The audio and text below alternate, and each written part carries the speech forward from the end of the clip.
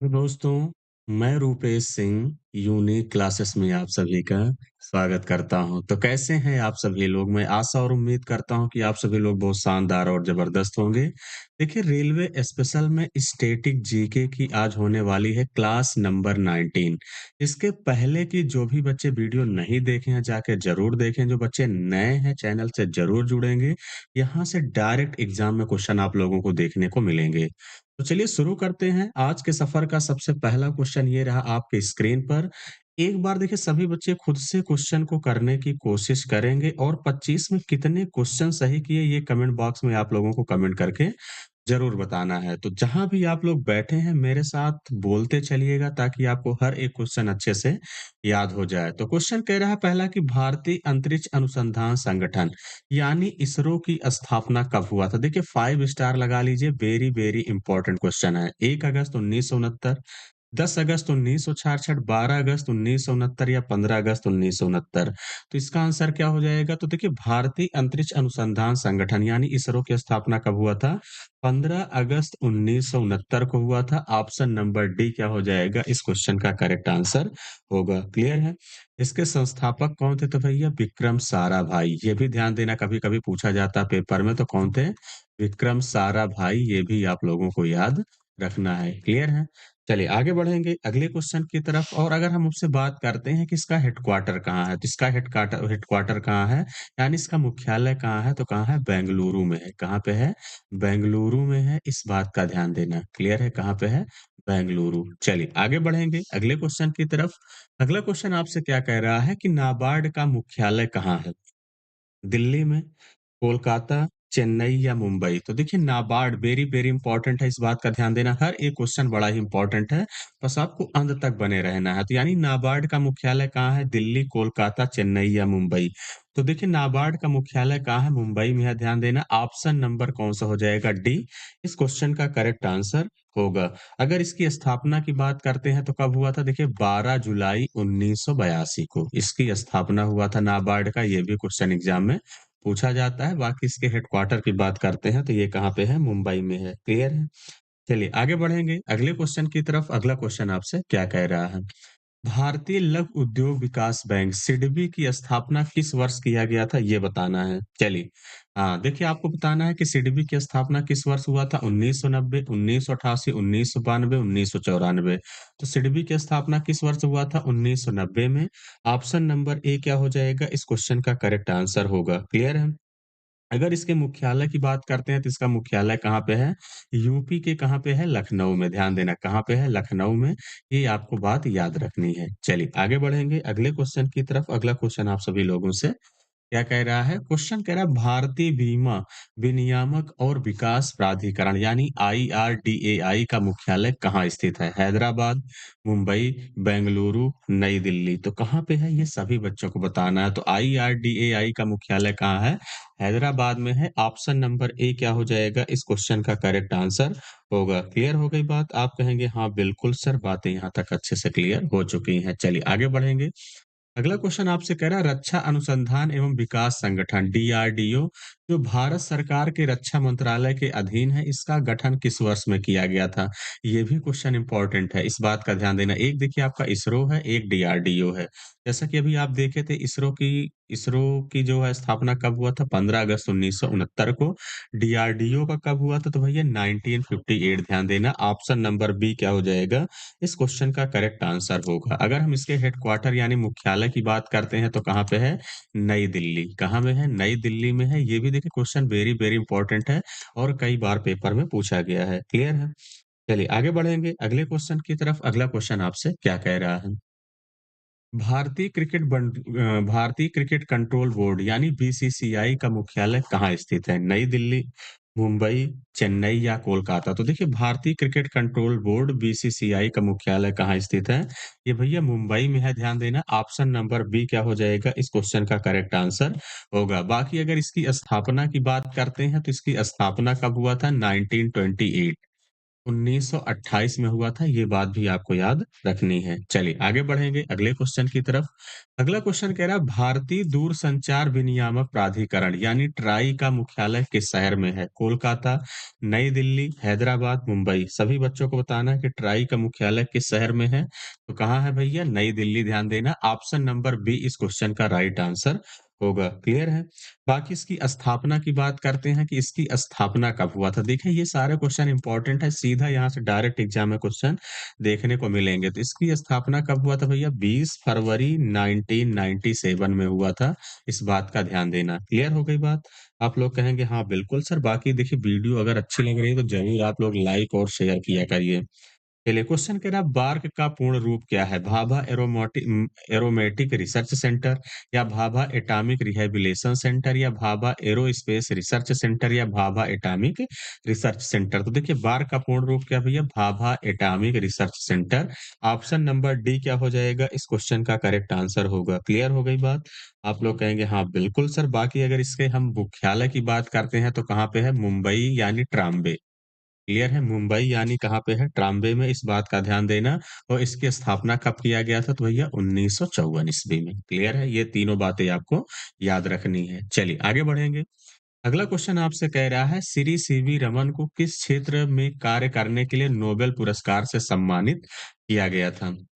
रेडियोधर्मिता, क्रायोजेनिकी, ध्वनिमापी, या सोनोमीटर, या प्रकाश प्रकीर्णन। तो किसके लिए इन्हें नोबेल पुरस्कार दिया गया था? देखिए इनको नोबेल पुरस्कार कब मिला था? 1930 में। फिजिक्स का। क्लियर है? किसके लिए दिया गया था? तो भैया प्रकाश प्रकीर्णन के लिए। ऑप्शन नंबर डी क्या हो जाएगा? इस क्वेश्चन का करेक्ट आंसर होगा। क्लियर है? चलिए आगे बढ़ेंगे अगले क्वेश्चन की तरफ। अगला क्वेश्चन आपसे क्या कह रहा है? रेमन मैग्सेसे पुरस्कार की स्थापना किस वर्ष में किया गया था? बताना है। रेमन मैग्सेसे पुरस्कार की स्थापना किस वर्ष किया गया था? ये भी क्वेश्चन इंपॉर्टेंट है, कई बार पेपर पूछा गया। वर्ष 1957, वर्ष 1982, वर्ष 1962, वर्ष 1965। तो कब किया गया था? तो ये बताना। तो भैया वर्ष 1957 में। ऑप्शन नंबर ए क्या हो जाएगा? इस क्वेश्चन का राइट आंसर होगा। क्लियर हो गई बात? आप कहेंगे हाँ बिल्कुल सर, बातें यहाँ तक अच्छे से क्लियर हो चुकी हैं। चलिए अगले क्वेश्चन की तरफ बढ़ेंगे। अगला क्वेश्चन आपसे कह रहा है रेमन मैग्सेसे पुरस्कार प्राप्त करने वाले पहले भारतीय कौन थे? अटल बिहारी वाजपेयी, टीजी मुखर्जी, विनोबा भावे, या मोरारजी देसाई। सभी बच्चों को बताना है कि जो रेमन मैग्सेसे पुरस्कार है इसको पाने वाले पहले भारतीय कौन थे? तो भैया Vinoba Bhave. Option number C क्या हो जाएगा? इस क्वेश्चन का करेक्ट आंसर होगा। इन्हें यह पुरस्कार कब मिला था? तो 1958 में मिला था। इस बात का ध्यान देना। क्लियर है? चलिए आगे बढ़ेंगे अगले क्वेश्चन की तरफ। अगला क्वेश्चन आपसे क्या कह रहा है?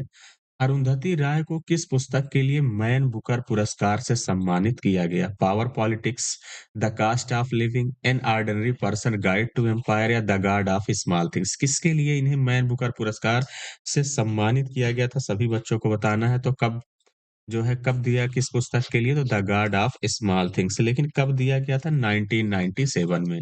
ठीक है? तो ये भी डेट आपको याद रखनी है, पूछा जा सकता है। चलिए आगे बढ़ेंगे। अगला क्वेश्चन कह रहा है भारत और पाकिस्तान दोनों के सर्वोच्च नागरिक पुरस्कार प्राप्त करने वाले एकमात्र भारतीय कौन है? इंदिरा गांधी, मोरारजी देसाई, चरण सिंह, या बीपी सिंह। सभी बच्चों को बताना है कि इस क्वेश्चन का आंसर क्या होगा। चलिए हाँ, सभी बच्चे बताने की कोशिश करेंगे। तो देखिए किसको मिला था? मोरारजी देसाई को। ऑप्शन नंबर बी क्या हो जाएगा? इस क्वेश्चन का करेक्ट आंसर होगा। क्लियर है? हाँ, किसके लिए इन्हें जो है इन्हें देखिए नव निशान-ए पाकिस्तान मिला था। ठीक है? निशान-ए पाकिस्तान कब मिला था? 1990 में। क्लियर है? ये बात आपको याद रखनी है। चलिए आगे बढ़ेंगे। अगला क्वेश्चन कह रहा है शांति स्वरूप भटनागर वार्षिक पुरस्कार किस क्षेत्र में उत्कृष्ट उपलब्धि के लिए दिया जाता है? भारतीय शास्त्रीय संगीत, साहित्य, विज्ञान और तकनीक, या जनजाति कला शैली। तो किसके लिए देखिए शांति स्वरूप भटनागर वार्षिक पुरस्कार भैया विज्ञान और तकनीक के क्षेत्र में दिया जाता है। ऑप्शन नंबर सी क्या होगा? इस क्वेश्चन का करेक्ट आंसर होगा। क्लियर है? चलिए आगे बढ़ेंगे अगले क्वेश्चन की तरफ। अगला क्वेश्चन आपसे क्या कह रहा है? राजीव गांधी खेल रत्न पुरस्कार के सर्वप्रथम प्राप्तकर्ता कौन थे? ये बताना है। तो कौन थे भैया? विराट कोहली, विश्वनाथन आनंद, महेश भूपति, या सचिन तेंदुलकर। तो कौन थे? Viswanathan Anand. Option number B क्या हो जाएगा? इस क्वेश्चन का करेक्ट आंसर होगा। क्लियर हो गई बात? आप लोग कहेंगे हाँ, बिल्कुल सर, बातें यहाँ तक अच्छे से क्लियर हो चुकी हैं और ध्यान देना, इसमें देखिए 25 लाख रुपए दिए जाते हैं। कितने दिए जाते हैं? 25 लाख रुपए दिया जाता है, ये बात भी ध्यान देना है और इसकी स्थापना देखिए 1991-92 में हुआ था। चलिए आगे बढ़ेंगे। अगला क्वेश्चन कह रहा है निम्नलिखित में से वह कौन-सा कवि था जिसने वर्ष 1913 में साहित्य के लिए नोबेल पुरस्कार प्राप्त किया था? Rudyard Kipling, Aurobindo Ghosh, Rabindranath Tagore, Bankim Chandra Chattopadhyay. तो देखिए 1913 में साहित्य का जो नोबेल पुरस्कार है किसको मिला था? रवीन्द्रनाथ टैगोर जी को मिला था। किसके लिए? वो भी गीतांजलि के लिए। किसके मिला था? के लिए मिला था गीतांजलि के लिए। ये बात आप लोगों को याद रखनी है। क्लियर है? चलिए आगे बढ़ेंगे अगले क्वेश्चन की तरफ। अगला क्वेश्चन आपसे क्या कह रहा है? निम्नलिखित में से किस क्षेत्र में सार्वजनिक उपलब्धि के लिए भारत सरकार द्वारा अर्जुन पुरस्कार दिए जाते हैं? तो किसके लिए दिया जाता है अर्जुन पुरस्कार? साहित्य के लिए, गरीब उन्मूलन के लिए, खेल के लिए या अर्थशास्त्र के लिए? तो किसके लिए देते भैया? खेल के लिए। ध्यान देना ऑप्शन नंबर सी क्या हो जाएगा? इस क्वेश्चन का करेक्ट आंसर होगा। चलिए आगे बढ़ेंगे। अगला क्वेश्चन आपसे कह रहा है रामनाथ गोयनका अवार्ड किस क्षेत्र में प्रदान किया जाता है ये बताना है कृषि विज्ञान प्रौद्योगिकी या पत्रकारिता के क्षेत्र में तो रामनाथ गोयनको अवार्ड किस क्षेत्र में दिया जाता है ये देखिए पत्रकारिता के क्षेत्र में दिया जाता है इस बात का ध्यान देना क्लियर है देखिए इसकी स्थापना कब हुआ था तो सन 2006 में हुआ था ये बात भी आपको ध्यान देनी है चलिए आगे बढ़ेंगे अगले क्वेश्चन की तरफ अगला क्वेश्चन कह रहा है ब्रह्मांड सुंदरी यानी मिस यूनिवर्स पुरस्कार की प्रथम भारतीय महिला विजेता कौन थी रीता फारिया ऐश्वर्या राय लारा दत्ता या सुष्मिता सेन तो कौन थी ये बताना है तो देखिए ब्रह्मांड सुंदरी यानी मिस यूनिवर्स पुरस्कार की प्रथम भारतीय महिला सुष्मिता सेन थी ऑप्शन नंबर डी इस क्वेश्चन का करेक्ट आंसर होगा क्लियर है इन्हें कब मिला था यह किताब 1994 में और सेकंड नंबर की कौन थी लारा दत्ता जिन्हें कब मिला था सन 2000 में मिला था क्लियर है चलिए आगे बढ़ेंगे अगले क्वेश्चन की तरफ अगला क्वेश्चन आपसे क्या कह रहा है अगला क्वेश्चन कह रहा है द्रोणाचार्य पुरस्कार पहली बार 1985 में दिया गया था और पहले द्रोणाचार्य पुरस्कार विजेता कौन थे ओ एम नाम्बियार ओम प्रकाश भारद्वाज या भालचंद्र भास्कर भागवत या उपर्युक्त सभी देखिए द्रोणाचार्य पुरस्कार पहली बार 1985 में दिया गया था पहले द्रोणाचार्य पुरस्कार विजेता कौन थे तो कौन थे भैया देखिए तीनों थे ध्यान देना ऑप्शन नंबर डी क्या हो जाएगा इस क्वेश्चन का करेक्ट आंसर होगा क्लियर है चलिए आगे बढ़ेंगे अगला क्वेश्चन कह रहा है निम्नलिखित में से कौन भारत के प्रथम ग्रैमी पुरस्कार विजेता है पंडित हरिप्रसाद चौरसिया पंडित रविशंकर उस्ताद जाकिर हुसैन या पंडित शिव शंकर शर्मा देखिए बताना है कि निम्नलिखित में से कौन भारत के प्रथम ग्रैमी पुरस्कार विजेता है तो कौन थे भैया Pandit Ravishankar option number B क्या हो जाएगा इस क्वेश्चन का करेक्ट आंसर होगा। देखिए इन्हें जो है इन्हें कब मिला था 1968 में। कब मिला था 1968 में ये बात आप लोगों को ध्यान देनी है पहले भारतीय थे। चलिए आगे बढ़ेंगे अगले क्वेश्चन की तरफ अगला क्वेश्चन आपसे क्या कह रहा है? निम्नलिखित में से कौन स्वतंत्र भारत के पहले सैन्य अधिकारी थे जिन्हें फील्ड मार्शल के पद से सम्मानित किया गया था ओम प्रकाश मल्होत्रा गोपाल गुरुनाथ वेबूर तपेश्वर नारायण रैना या सैम मानेकशॉ बताना है कि निम्नलिखित में से कौन स्वतंत्र भारत के पहले सैन्य अधिकारी थे जिन्हें फील्ड मार्शल के पद से सम्मानित किया गया था तो कौन थे भैया सैम मानेकशॉ ध्यान देना ऑप्शन नंबर डी क्या हो जाएगा इस क्वेश्चन का करेक्ट आंसर होगा चलिए आगे बढ़ेंगे अगला क्वेश्चन कह रहा है निम्नलिखित में से कौन पहले पद्म पद्म विभूषण प्राप्त करता था देखिए रेलवे में इंपॉर्टेंट है पद्म विभूषण क्वेश्चन खूब पूछा जाता है तो निम्नलिखित में से कौन पहले पद्म विभूषण प्राप्त करता थे J R D Tata Satyendra Nath Bose Arvind Khurana John Mathai तो किसे मिला था भैया सत्येंद्र नाथ बोस जी को ऑप्शन नंबर बी क्या हो जाएगा इस क्वेश्चन का करेक्ट आंसर होगा क्लियर है आप लोग कहेंगे हाँ बिल्कुल सर बातें अच्छे से क्लियर है इन्हें कब मिला था 1954 में चलिए आगे बढ़ेंगे अगले क्वेश्चन की तरफ अगला क्वेश्चन आपसे क्या कह रहा है अंतर विश्वविद्यालय टूर्नामेंट में सर्वश्रेष्ठ प्रदर्शन करने वाले विश्वविद्यालय को किस पुरस्कार से सम्मानित किया जाता है राष्ट्रीय खेल प्रोत्साहन पुरस्कार द्रोणाचार्य पुरस्कार अर्जुन पुरस्कार या मौलाना अबुल कलाम आजाद ट्रॉफी सभी बच्चों को बताना है कि अंतर विश्वविद्यालय टूर्नामेंट में सर्वश्रेष्ठ प्रदर्शन करने वाला विद्यालय को जो है कौन-सा पुरस्कार देते हैं, तो कौन-सा दिया जाता है भैया? Maulana Abul Kalam Azad trophy. Option number D क्या हो जाएगा? इस क्वेश्चन का करेक्ट आंसर होगा। देखिए इसकी शुरुआत कब हुआ था? तो इसकी भैया शुरुआत हुआ था 1956-57 में। क्लियर है? ये बात भी आपको याद रखनी है। चलिए आगे बढ़ेंगे। अगला क्या कह रहा है? आज के सफ़र का आखिरी क्वेश्चन है कि भारतीय रिज़र्व बैंक की स्थापना किस आयोग की सिफ़ारिश द्वारा की गई थी? आर्थर आयोग, साइमन आयोग या हिल्टन यंग आयोग या एकवर्थ आयोग? तो इसका आंसर क्या हो जाएगा? तो इसकी किसकी सिफ़ारिश पे किया गया था? तो हिल्टन यंग आयोग। ऑप्शन नंबर सी क्या होगा? इस क्वेश्चन का राइट आंसर होगा। क्लियर है? चलिए सेशन कैसा लगा आप सभी लोग कमेंट बॉक्स में कमेंट करके ज़रूर बताइएगा। बाकी इसकी पीडीएफ आप लोगों को मेरे टेलीग्राम चैनल पर मिल जाएगी। जो बच्चे नए हैं चैनल से ज़रूर जुड़िएगा। बाकी जो बच्चे वीडियो को अभी तक लाइक नहीं किए हैं ज़रूर कर देंगे। तो चलिए आज के लिए इतना ही। Thank you. All the best.